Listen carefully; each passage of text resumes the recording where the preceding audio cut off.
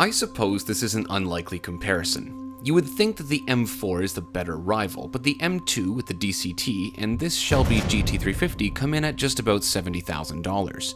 And when you see my racing driver Colin set a lap time later on, you'll see that they're closer than you think.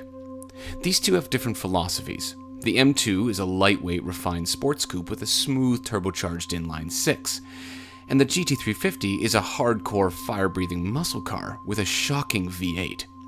The M2 is a sophisticated active differential that uses an electric motor to apply a calculated amount of lock to the diff, giving you power to the correct wheel when you need it. The GT350 just has a regular Torsen mechanical diff. The M2 manages 0 to 60 in 4.3 seconds, while the GT350 can apparently manage it in as low as 4.1. And it also comes with line lock, so you can do easy burnouts. How awesomely childish is that? It's clear that the M2 sees itself as a serious German sports car. Arguably, it's the most playful of the M lineup, but it still sits there like it wants to have a conversation about compression ratios, while the Mustang just looks like it wants to beat you over the head with your own legs. This particular GT350 belongs to the co-president of the Ontario Mustang Club, and after it had a minor thermostat malfunction this morning, he hustled it down for us just in time. So now that it's here, it can go up against the M2, where they both belong at the track.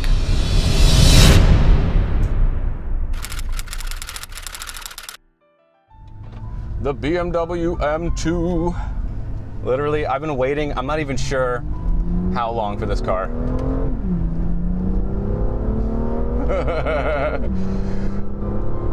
Alright, so we've got the DCT, right? This is not the manual, but honestly, that is not a problem at all because immediately the shifts are crisp, they're fast, it just feels awesome.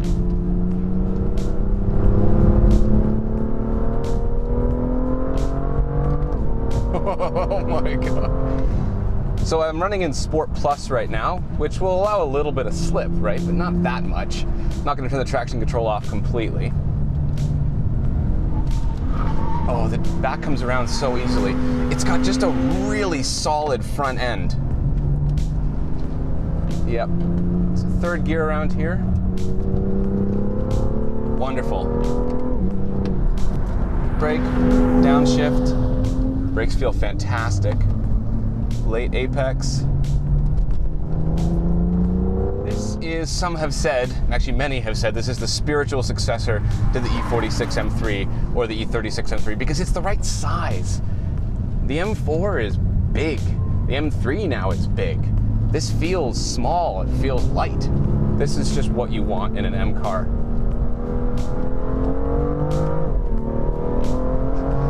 It still feels actually fairly high up. It doesn't feel like super rock planted, do you know what I mean? But it just kind of dances through the corner. There's just such a wonderful front end. The M2's electric power steering is very clever. They designed it so that it turns off the motor coming out of the corner, so you feel genuine weight through the steering wheel as it tries to come back to center. It doesn't feel like an old M car, but it feels good.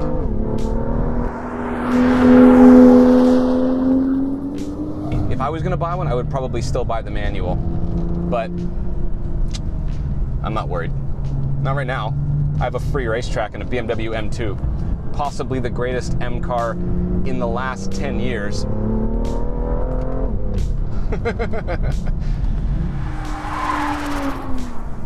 It loads up the harder you push it into the corner, and the front end just digs in. It just digs in.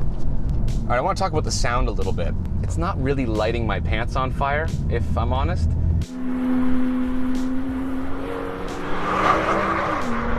It sounds good, but it's lacking like the frantic nature of the old M cars. And if you've driven an E46 M3, it has a rasp to it that just kind of like hits you right in here. Do you know what I mean? And the E92 M3, that small block V8, it just wails. It wails and it wails. This kind of feels muted a little bit.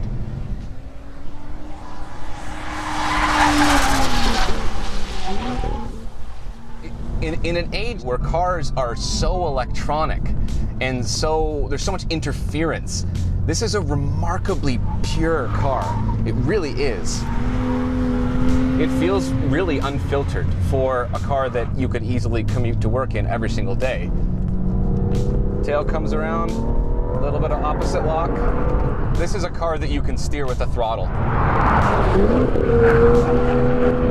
Yep, just like that. The M2 is very well balanced and very easy to drive fast. You have oversteer on tap and it rotates at the limit easily, but the fancy rear diff does a really good job of keeping it all controllable.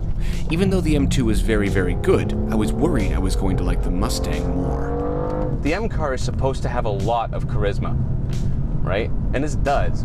But yeah, we're about to go drive a GT350. That could be amazing. Yep, it was. It really, really was.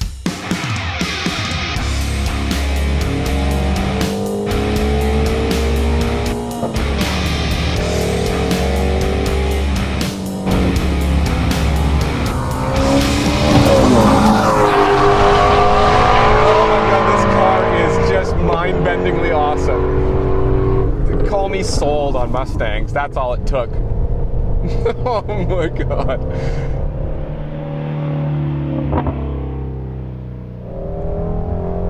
Oh my lord. Listen! Listen! Oh, it just sounds like freedom. This car is nowhere near as refined as the M2. Like, not even in the same ballpark. Covered in hard plastics. Car feels hollow and plasticky, but that's not what this car is about. This car is about a 5.2 liter flat plane crank V8, which makes an astonishing noise and revs to 8,000 RPM. Yeah, it's completely unrefined. Yes, it is, without a doubt. There's literally, like, look at this. This is where you put your elbow. That's hard plastic. It's like shiny, cheap plastic. It looks like a Fisher-Price toy, but pretty much as soon as you get past 3,000 RPM, the interior becomes irrelevant immediately. I've got the exhaust in loud mode because obviously, yeah, 526 horsepower. 526 horsepower. It's like there's 5 Miatas under the hood. Literally haven't found a need to leave third gear yet. Okay, so flat plane crank V8, why is that special? Here's the reason why I care about this car. I'm not, in all honesty, I'm not a huge V8 fan. I'm actually not. I find them to kind of feel like warbly and unrefined. They're amazing when you get a really good loud one. Of course, I love that like anybody does. But the flat plane crank changes the exhaust pulses, so there's not an uneven pulse coming out of the exhaust. Things like Ferraris have flat plane crank engines. Unlike a Ferrari though, it doesn't sound hyper exotic. It still sounds angry. It still sounds American. The V8 has a higher compression ratio and less friction than the regular Mustang V8, and it feels well engineered. On the straightaway, it just sounds sensational.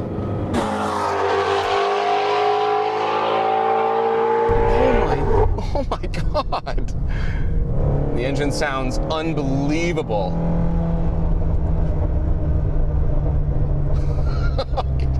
Can you hear that? I hope you can hear that exhaust. Oh my god.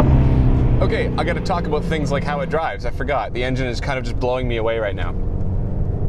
It actually feels incredibly flat in the corners. It doesn't feel that big. The front end, when you're driving on the road, it kind of feels big, but then... That's amazing. And then it shrinks down on the track, actually. The front end feels planted. Steering isn't as good as the M2, believe it or not. Okay, German cars can take a page out of this book, please. I turned the traction control off with a toggle switch. All cars should just have a toggle switch. Off, please, thank you. And you know what? I thought this car was gonna be scary. It's not actually scary to drive. Like, the power delivery is so linear and so predictable. Throttle response is fantastic. The engine is just, how do I describe it?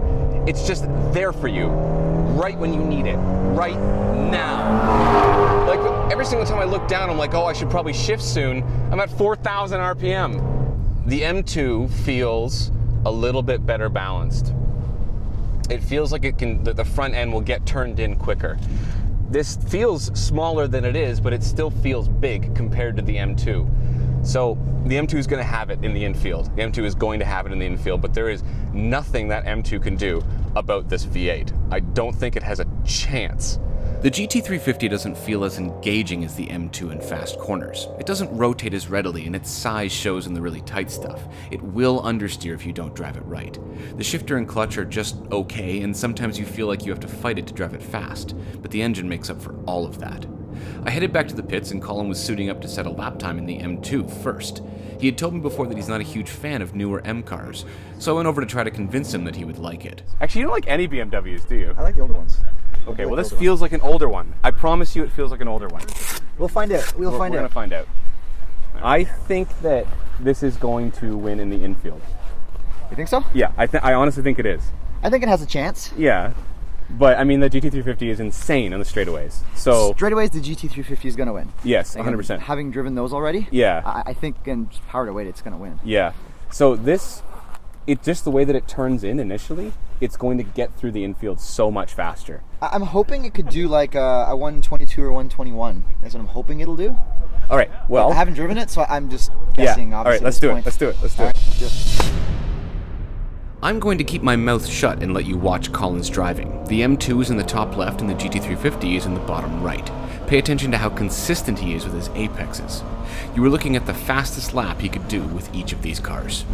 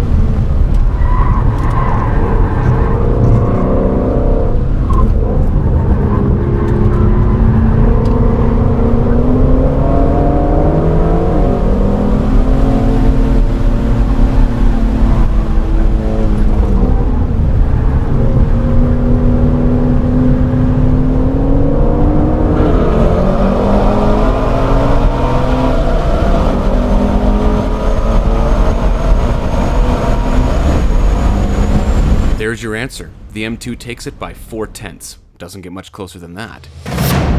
Round 2, in the Mustang's natural habitat. All right, here we go. Left foot hard on the brake, foot down.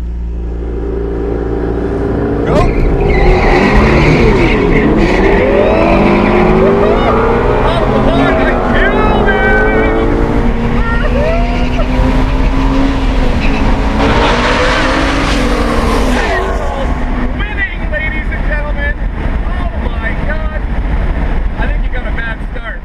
This car is unbelievably good off the line. It just went. It just went. I could see that. We got to do that again.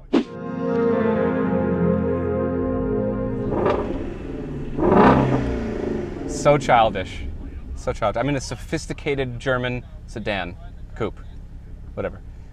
All right, we're going to run again because Colin said he didn't get a very good launch in the GT350.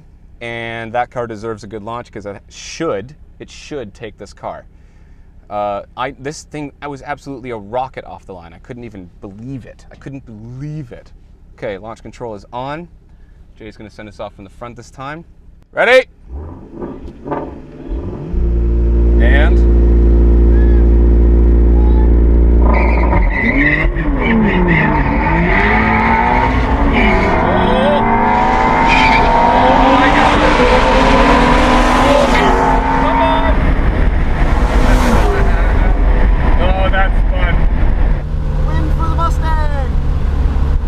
Every time I shifted, I was pulling on you a little bit. I could see that. Yeah. I think at top end, though, I started pulling away again. Yep.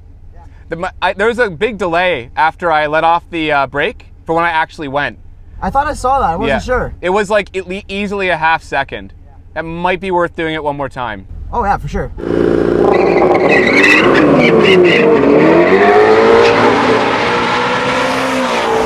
We did run after run, and even when everything went right with the M2's launch control, the Mustang still took almost all of the races. So, by the end of the day, the BMW did a 121.0 on the track and a 121.4 for the Mustang. That's incredibly close. And it's a really different philosophy between the two cars, obviously. Big, massive, crazy power, tight German engineering. So on the infield, the BMW made up the time. On the straights, the Mustang didn't quite make up the time.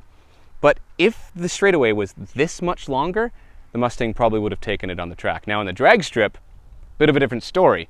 We did a couple different runs. Things got a little bit confusing with how the launch control works on the M2, but in the end, the Mustang took it by just that much. Overall, that high-end power from that V8 just wins, and it should. It's a muscle car. Now, which one would I have? That's really the question, because at first I came out and I was like, you know what, I want the M2 100%, I'm a BMW guy. And as an all-around car, it wins 100%. It's way more refined. It's pretty much as quick in every respect. It's easier to drive fast. But honestly, I would take this car just because of everything that happens past 6,000 RPM. End of story.